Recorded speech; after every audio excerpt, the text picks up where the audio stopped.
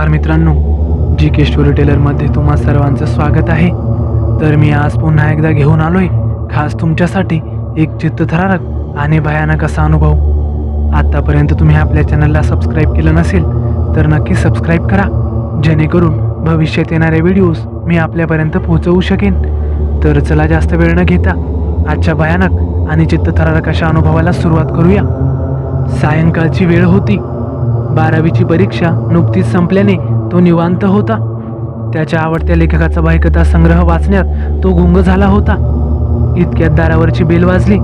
थोड्या नाईलाजानेच तो उठला। त्याने दार उघडले। त्याचे आई वडील आत आले। वडिलांच्या हातात सामानाने गच्च भरलेली पिशवी होती। ती त्यांनी कोपऱ्यात ठेवली। किती उकडतंय, त्याची आई पुटपुटली व तिने खिडकी उघडली। घाम पुसत ते दोघेही सोफ्यावर बसले।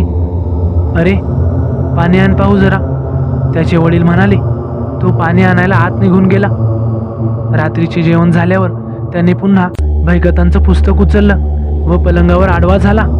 मग अशी अर्धवट राहिलेली भयकथा त्याला वाचून पूर्ण करायची होती। बराच वेळ तो वाचत होता। कथा पूर्ण झाल्यावर त्याने पुस्तक बंद केले। पलंगाशेजारील विजेचा दिवा बंद करण्यासाठी हात लांब केला, पण तो बटन दाबणार इतक्यात दिवा आपोआप बंद झाला। तो जरा दचकला।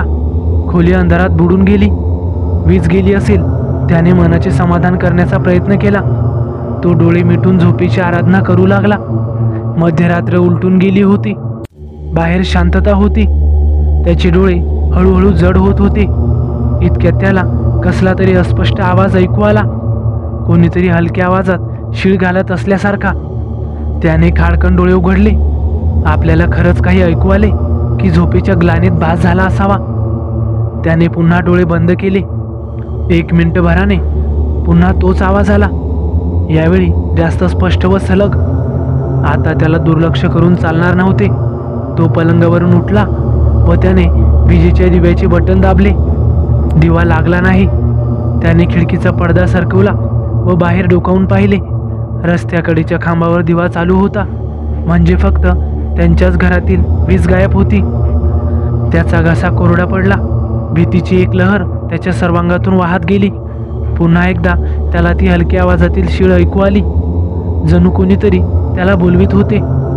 काही महिन्यांपूर्वी त्याच्या शेजारील एका तरुणीने प्रेमभंगातून जीव दिला होता। तिच्या मृत्यूनंतरही ती परिसरात दिसल्याचे काही लोक छातीठोकपणे सांगत होते, पण त्याचा मात्र या भाकड कथांवर कधीच विश्वास बसला नव्हता। आता मात्र या आठवणीने त्याचे मन अस्वस्थ झाले।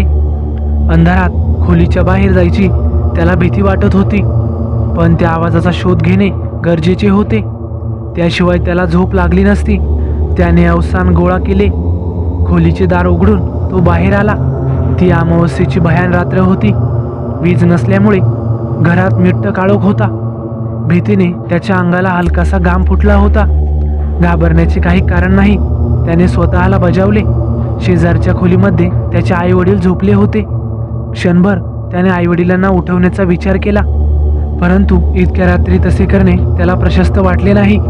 काही वेळ तो त्याच्या खोलीच्या दारातच उभा राहिला, पुढे जावे की नाही याचा विचार करत। तेवढ्यात त्याला तो आवाज पुन्हा ऐकू आला। तो चाच पडत 2 पावलं पुढे आला। आता आवाज जास्त स्पष्ट ऐकू येत होता। भीतीने त्याच्या अंगाला हलकासा कंप सुटला। त्याला वाटले परत फिरावे व खोलीत जाऊन दार बंद करून झोपी जावे।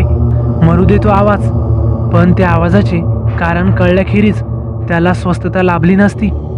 त्याने कानोसा घेतला। त्याच्या आईवडिलांच्या बेडरूम शेजारी एक छोटी खोली होती।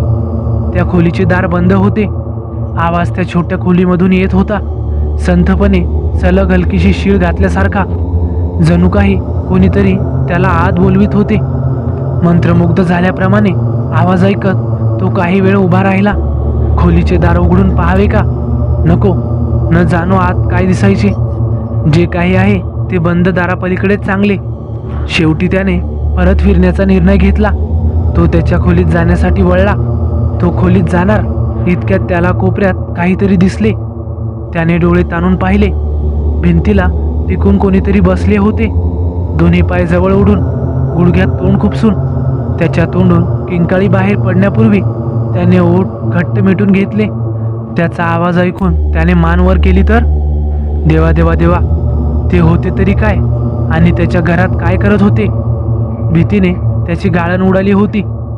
त्याने मनात मंत्रजप सुरू केला. त्याच्या खोलीचे दार 2 पावलांवर होते, पण तिथपर्यंत तो पोहोचू शकेल याची त्याला खात्री वाटत नव्हती. त्याचे पाय लटलट कापत होते. त्या कोपऱ्यातल्या आकृतीकडे न पाहण्याचा तो आटोकाट प्रयत्न करीत होता, पण त्याची नजर पुन्हा पुन्हा तिकडेच वळत होती. तो चाचपडत त्याच्या खोलीच्या दारापर्यंत पोहोचला. आता एक पाऊल टाकले की खोलीच्या आत जायचे आणि आपल्या पाठीमागे दार बंद करायचे, परंतु तो खोलीत प्रवेश करणार इतक्यात खोलीचे दार त्याच्या तोंडावर धाडकन बंद झाले. त्याला जाग आली तेव्हा सकाळचे 8 वाजले होते. रात्री त्याला व्यवस्थित झोप लागली नव्हती. पाय पोटाशी घेऊन व पांघरून डोक्यावरून घेऊन तो झोपला होता, पण तरीही त्या आवाजाने त्याला अधूनमधून जाग येत होती.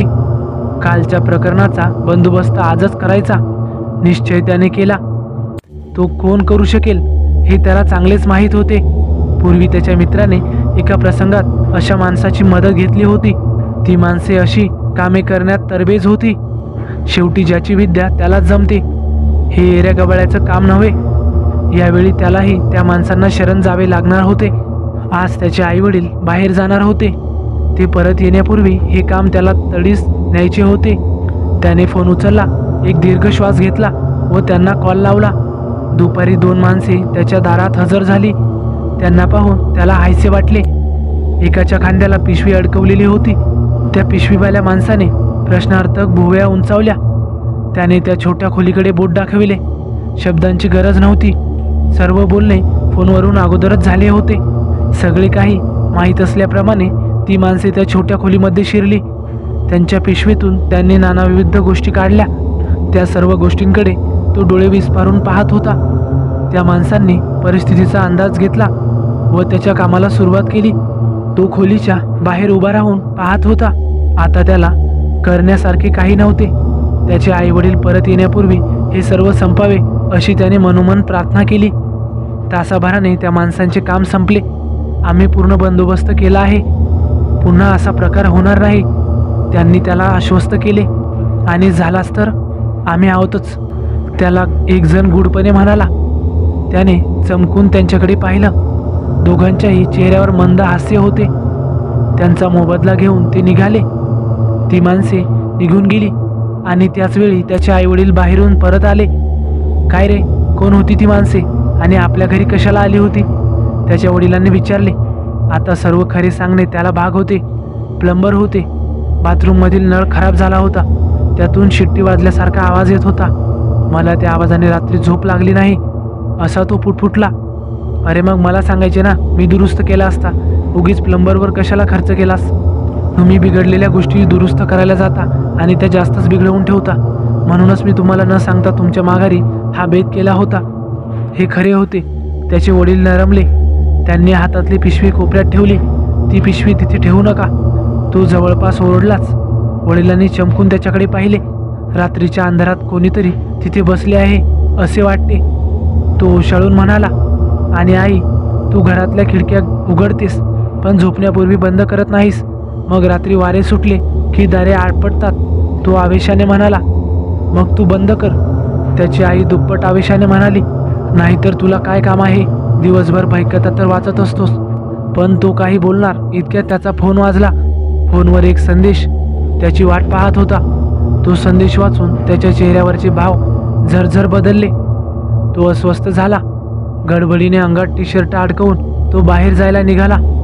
कुठे निघालास? आईने विचारले. वीज बिल भरायला. मी भरायचे विसरलो. त्यांनी काल रात्री आपली वीज बंद केली आहे, तो म्हणाला व विजेच्या वेगाने बाहेर पडला. तर मित्रांनो, कशी वाटली तुम्हाला ही भयकथा? आवडल्यास नक्की लाईक करा. अभिषेक पुणेकर यांची ही भयकथा असून याचे सर्व श्रेय हे त्यांनाच जाते. तर चला भेटूया पुढच्या व्हिडिओत. धन्यवाद.